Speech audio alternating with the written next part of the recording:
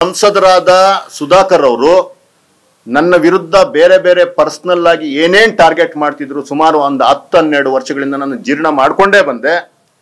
ಇವತ್ತು ಇದಕ್ಕೊಂದು full stop ಇಡಬೇಕು ಅಂತ ಮತ್ತೆ ಇವತ್ತಿಂದ ನನ್ನ ಕಾರ್ಯಾಚರಣೆ ಬೇರೆ ಮಾಡ್ಕೊಬೇಕು ಅಂತ ಮನಸ್ಸಲ್ಲಿ ನಿರ್ಧಾರ ಮಾಡಿದ್ದೀನಿ.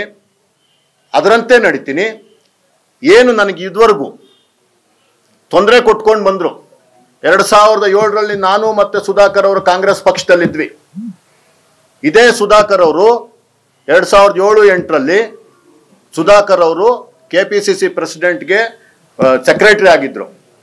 ಅವರು ನಾನು ಮತ್ತೆ ಅವ್ರ ಮನೆಯವ್ರಿಗೋಸ್ಕರ ನಾವು ನಮ್ಮ ತಾಯಿಯವ್ರಿಗೋಸ್ಕರ ಪಕ್ಷದ ಟಿಕೆಟ್ಗೋಸ್ಕರ ಪ್ರಯತ್ನ ಪಟ್ಟಿದ್ದು ನಿಜ. ಆವತ್ತು ನಾನು ಪ್ರಯತ್ನ ಪಟ್ಟು ನಾನು ಟಿಕೆಟ್ ತಗೊಂಬಂದೆ ನನ್ನ ತಾಯಿಯವ್ರಿಗೆ ZP ಕ್ಷೇತ್ರಕ್ಕೆ. ಆದ್ರೆ ಈ ಮನುಷ್ಯ ನಮ್ಮ ತಾಯಿ ಇವತ್ತು ಮಗ ಅಂತ ಹೇಳ್ತಾರೆ ಅವ್ರನ್ನ.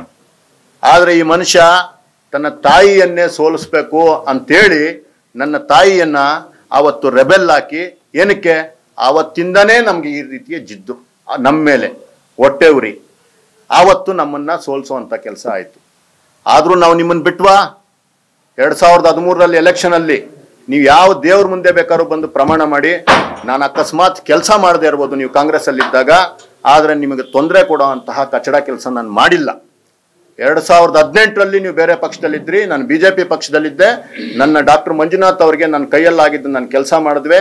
ಸೋತ್ವೋ ಬಿಟ್ವೋ ನನ್ನ ಪಕ್ಷಕ್ಕೆ ನಾನು ಕರೆಕ್ಟ್ ಆಗಿ ಕೆಲಸ ಮಾಡಿದೆ. 2019ಕ್ಕೆ ತಾವು ಬಂದ್ರಿ, ನನ್ನ ಪಕ್ಷಕ್ಕೆ ಬಂದ್ರಿ.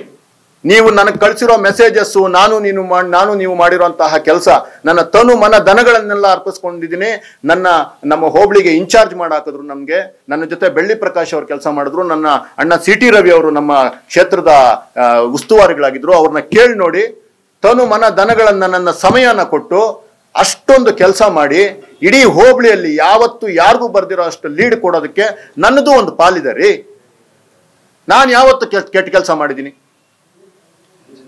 2023ರಲ್ಲಿ ನೀವು ನನಗೆ ಕೊಡಬಾರ್ದು ಕೆಲಸ ಕೊಟ್ಟು ಮಾಡಿದಾಗ ನಾನು ಯಾವ ದೇವ್ರ ಮುಂದೆ ಬೇಕಾದ್ರೂ ಬಂದು ಪ್ರಮಾಣ ಮಾಡ್ತೀನಿ, ನನ್ನ ಪಕ್ಷದ ವಿರುದ್ಧ ನಾನು ಅವತ್ತೂ ಸಹ ಕೆಲಸ ಮಾಡಿಲ್ಲ. 2024ರಲ್ಲಿ ನೀವು ಎಲೆಕ್ಷನ್, ನೀವು MP ಟಿಕೆಟ್ ಕೇಳಿದಾಗ ಹೌದು ಆಂತರಿಕ ಪ್ರಜಾಪ್ರಭುತ್ವ ಇತ್ತು.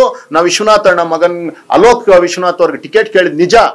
ಅವ್ರ ಜೊತೆ ನಾನು ಪ್ರಯತ್ನ ಪಟ್ಟಿದ್ದು ನಿಜ.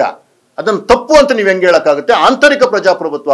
ಆದ್ರೆ ಟಿಕೆಟ್ ಯಾವಾಗ ಅವ್ರಿಗೆ ಸಿಕ್ಕಿಲ್ಲ, ನಿಮ್ಗೆ ಸಿಕ್ತು, ನಿಮ್ಗೆ ಕೆಲಸ ಮಾಡಿದಿನ ಹೇಳಿದ್ವೋ, ನಿಮ್ಮ ಆತ್ಮಸಾಕ್ಷಿಯಾಗೆ ನಿಮ್ಮ ಮನೆ ಮೇಲೆ ದೇವ್ರ ಮೇಲೆ ಆಣೆ ಮಾಡ್ಕೊಂಡು ನೀವ್ ಹೇಳಿ ನಿಮಗೆ ಕೆಲಸ ಮಾಡಿದಿನೋ ಇಲ್ವೋ ಅಂತ. ನಾನು ರಾಜಕೀಯ ಬಿಡ್ತೀನಿ, ನೀವೇನಾದ್ರೂ ಆಣೆ ಮಾಡ್ಬಿಟ್ಟು ಹೇಳ್ಬಿಟ್ರೆ ಆ ದೇವ್ರು ನೋಡ್ಕೊಂತ ನಿನ್ ಮೇಲೆ.